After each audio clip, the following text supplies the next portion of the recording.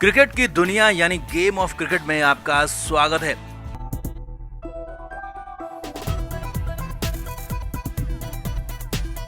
Team India ने Mohali test match में श्रीलंका को बुरी तरह से कुचला। लंका की हालत ऐसी कर दी थी कि लोग कहने लगे कि श्रीलंका से टेस्ट मैच का दर्जा छीन लेना चाहिए, क्योंकि लंका की टीम ने लड़ने का जज्बा ही नहीं दिखाया। यहां तक कि अकेले रविंद्र जडेजा लंका के पूरे 11 खिलाड़ियों पर भारी पड़ गए। अब ऐसे में रविंद्र जडेजा को मैन ऑफ द मैच तो मिला और साथ ही साथ पूरी दुनिया ने उनकी परफॉर्मेंस को टेस्ट का बेस्ट भी बताया। लेकिन इतने शानदार खेल के बाद भी जडेजा का दर्द निकल कर बाहर आ गया।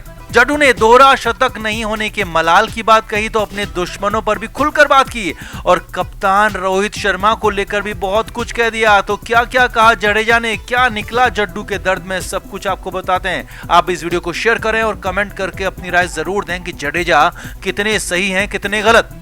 तो रविंद्र जडेजा को जब वनडे और टी20 टीम से बाहर किया गया था तो उसके बाद जडेजा ने जबरदस्त वापसी की और वापसी के बाद हर मौके को भुनाया, खुद को इतना मजबूत बनाया कि आज वो तीनों ही फॉर्मेट में भारत के सबसे अहम खिलाड़ी हैं और आज उन्हें दुनिया का सबसे बेस्ट ऑलराउंडर भी कहा जा रहा है। यहाँ तक कि बेन स्टोक्स से भी ऊपर जडेजा को आंका जा रहा है और इसकी बड़ी वजह मोहाली में उनका शानदार प्रदर्शन भी रहा। पहले तो रविंद्र जडेजा ने जबरदस्त खेल दिखाते हुए 175 रन की बेहतरीन पारी खेली और फिर उसके बाद पहली पारी में 5 विकेट लिए, दूसरी पारी में 4 विकेट लिए। वो तो जडेजा 1 विकेट से चूक गए, नहीं तो 150 रन से ज्यादा बनाने और 10 विकेट लेने वाले दुनिया के इतिहास में अब तक के अकेले और एकमात्र खिलाड़ी बन जाते। अब इतना शानदार खेल दिखाने के बाद जडेजा खुश तो थे, लेकिन जडेजा को कुछ मलाल भी जरूर था। उनके दिल का दर्द निकल कर बाहर आ गया। जडेजा ने बहुत कुछ कहा जो कि नहीं कहना चाहिए था। सबसे पहले जडेजा ने कहा कि ये मैच मेरे लिए खास है क्योंकि मुझे सिर्फ गेंदबाज माना जाता था जो कि थोड़ी बहुत बैटिंग कर लेता है। कुछ लोगों ने तो मुझ पर सीधे सीधे सवाल भी किए कि जडेजा टुकड़ों में प्रदर्शन करता है। अब यहाँ पर जडेजा संजय मांजरेकर की बात कर रहे थे।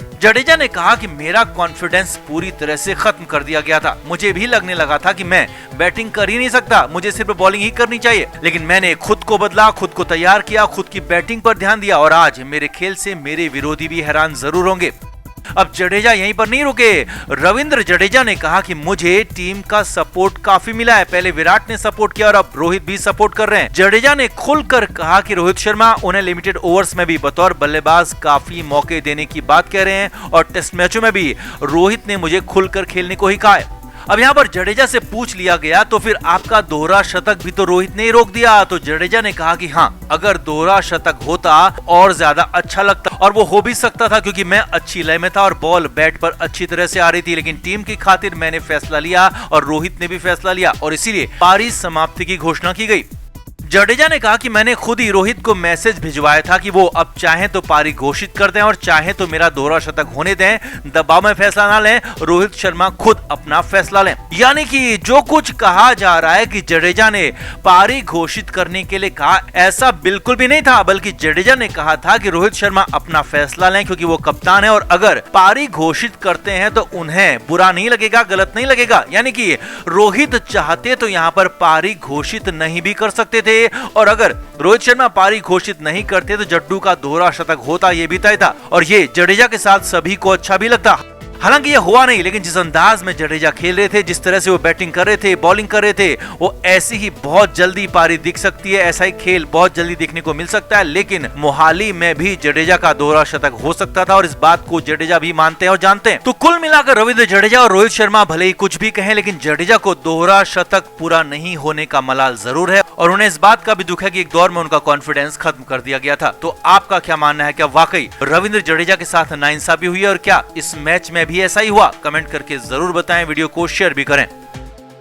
तो टीम इंडिया ने श्रीलंका को मोहाली के मैदान में पारी की हार दे दी। हालात ये रहे कि लंका की टीम 200 का आंकड़ा पार भी नहीं कर पाई। पहली पारी में बुरी तरह से ढेर हुई तो दूसरी पारी में हालात और भी बुरे हो गए और रविंद्र जडेजा के नेतृत्व में टीम इंडिया के बल्लेबाजों ने पहले अद्भुत खेल दिखाया तो फिर जडेजा के ही नेतृत्व में गेंदबाजों ने भी कमाल किया। तो टीम इंडिया ने पहले खेलते हुए 574 रन अपनी पहली पारी में बनाए, जिसमें रविंद्र जडेजा ने 175 रन बनाए तो वहीं ऋषभ पंत ने 96 रन बनाए। इनके अलावा भी हनुमा विहारी और रवि अश्विन और रोहित मयंक के साथ मोहम्मद शमी सबने शानदार बैटिंग की। अब उम्मीद थी कि बल्लेबाजी पिच पर श्रीलंका की टीम कुछ तो चुनौती देगी, लेकिन लंका की टीम तो जैसे सरेंडर करने ही आई थी।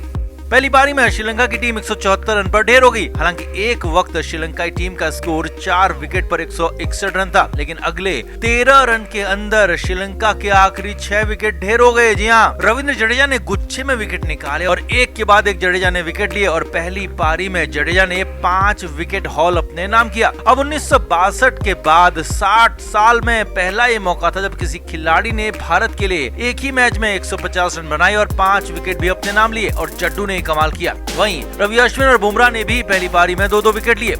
अब 200 रन से पहले ही आउट हुई श्रीलंका की टीम तो रोहित शर्मा ने फॉलो ऑन भी दे दिया, लेकिन दूसरी पारी में तो लंका की हालत और बुरी हो गई। 9 रन पर पहला विकेट गिरा, 19 रन पर दूसरा विकेट गिर गया और जो श्रीलंकाई टीम बल्लेबाजों की मददगार पिच पर पहली पारी में रन नहीं बना पाई, उनसे दूसरी पारी में क्या उम्मीद करते। हालात ये थे कि एक के बाद एक विकेट गिरते चले गए और अब तो विकेट भी काफी ज्यादा स्पिन फ्रेंडली हो गई थी। जडेजा और रवि अश्विन यहाँ धमाका मचा रहे थे।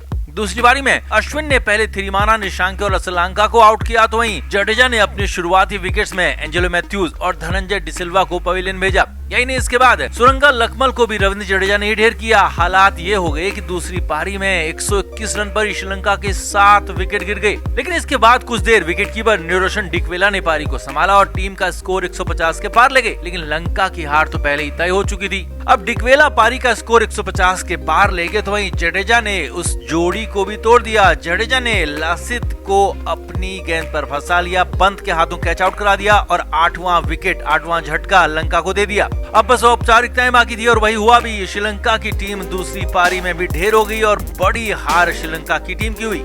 भारत ने श्रीलंका को पारी से हरा दिया और रोहित शर्मा को उनके पहले ही कप्तानी वाले मैच में जीत भी दिला दी। इस जीत के बाद रविंद्र जडेजा को मैन ऑफ द मैच का पुरस्कार भी दिया गया तो वहीं रवि अश्विन ने भी शानदार बॉलिंग के साथ अच्छी बैटिंग की, पंत ने भी शानदार बैटिंग की तो वहीं हनुमा विहारी और विराट कोहली की बैटिंग भी बेहद खास रही, जबकि गेंदबाजी में मोहम्मद शमी और जसप्रीत बुमराह दोनों ने प्रदर्शन शानदार किया। तो कुल मिलाकर ये टीम की जीत रही, टीम की एकजुटता की जीत रही और भारतीय टीम ने एकजुट होकर लंका को धो दिया, लंका को हरा दिया। तो आपका इस बड़ी जीत पर क्या कहना है, कमेंट करके जरूर बताएं और वीडियो को शेयर भी करें।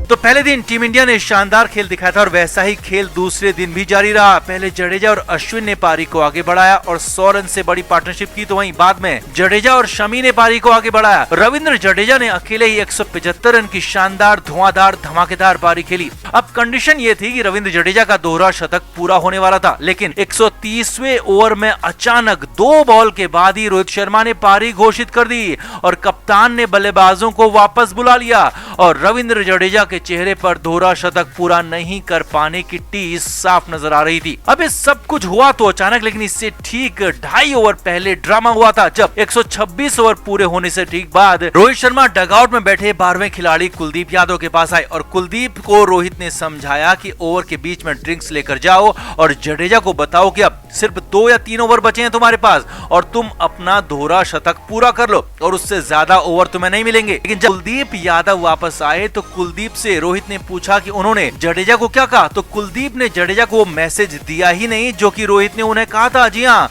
इसी वजह से रोहित शर्मा कुलदीप से नाराज हो गए। हालांकि कुलदीप समझाते रहे कि उन्होंने मैसेज दिया है, लेकिन रोहित कन्विंस नहीं थे। रोहित उनकी बातों यानी कि कुलदीप की बातों से सहमत नहीं थे और वहां से उठकर रोहित शर्मा राहुल द्रविड़ के पास जाकर बैठ गए। अब इसके बाद हालांकि जब जडेजा ने छक्का मारा तो कुलदीप बताने भी गई कि देखो जडेजा ने छक्का मारा है, वो तेज खेल रहा है और मैंने मैसेज दिया है। लेकिन रोहित कुलदीप की बातों से खुश नहीं थे, उनके मैसेज से खुश नहीं थे और अचानक अगले ही ओवर में रोहित शर्मा खड़े हुए अपने हाथ दिखाकर दोनों ही खिलाड़ियों को वापस बुला लिया। कप्तान रोहित शर्मा ने पारी समाप्त घोषित कर दी और रविंद्र जडेजा भी हैरान थे क्योंकि वो 175 रन पर नॉट आउट थे और वो चाहते थे कि 3 ओवर उन्हें दिए जाते तो वो अपना दोहरा शतक पूरा कर लेते, लेकिन रोहित शर्मा ने पारी घोषित कर दी और रविंद्र जडेजा अटक गए। क्रिकेट के हर नए अपडेट के लिए गेम ऑफ क्रिकेट को सब्सक्राइब करें और उसके बाद बेल आइकन को प्रेस करना ना भूलें ताकि सिर्फ आपको मिले गेम ऑफ क्रिकेट की हर खबर सबसे पहले।